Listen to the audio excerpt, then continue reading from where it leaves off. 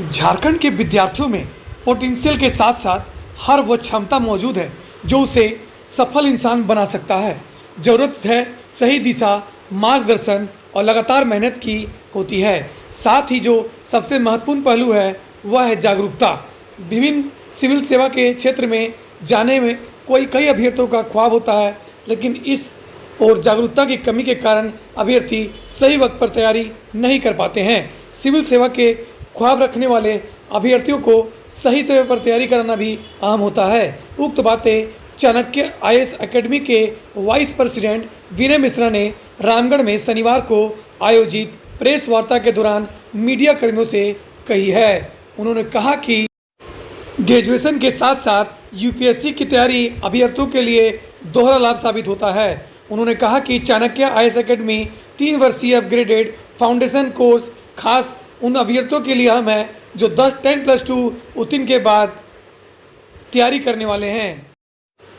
Graduation और UPSC का पाठ्यक्रम एक दूसरे का पूरक साबित होता है, जिसमें ग्रेजुएशन की तैयारी के साथ साथ UPSC की भी तैयारी सहायक साबित होता है और पहले या दूसरे प्रयास में ही UPSC सफल होने के लिए अभ्यर्थी हकीकत में तब्दील कर सकते हैं। उन्होंने कहा कि UPSC और GPSC के लिए चाणक्य IAS एकेडमी सबसे बड़ी विशेषता यह है कि क्योंकि उनकी ना समय बचता है, समय किल नहीं करता है, तो वो जैसे +2 पास आउट होते हैं तो उनको अपग्रेडेड फाउंडेशन कोर्स की तैयारी हम लोग करवा दे रहे हैं।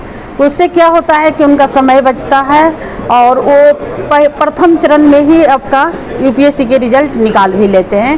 ये हम लोग बहुत रिजल्ट देखते आ रहे हैं। इसलिए हम लोग आपका झारखंड के 24 ज़िला है, तो हर ज़िले में जाकर के बच्चे को जागरूकता दे रहे हैं कि बच्चे अभी से ही तैयारी में जुट जाएं, लग जाएं और उनको सही समय पर रिजल्ट हो सकता है, समय किल नहीं करेगा।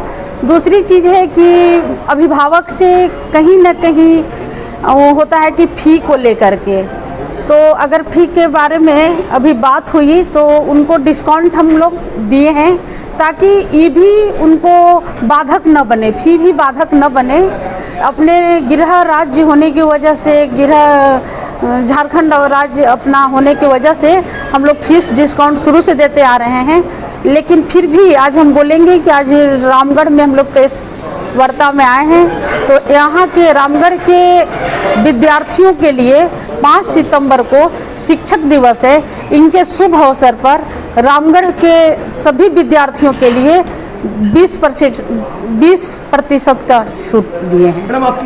आज का हमारा मुख्य मुद्दा था कि बच्चे 10+2 पास कर चुके हैं, रिजल्ट आ गया इस साल का, COT का भी रिजल्ट आ गया। बच्चे कॉलेज में पढ़ाई कर रहे हैं और पढ़ाई करने के बाद वो अपने पढ़ाई के बीच में उनको एक अपने महत्वाकांक्षा को जगाना चाहिए और ये नहीं सोचना चाहिए कि सिर्फ ग्रेजुएशन करना ही उनका उद्देश्य है।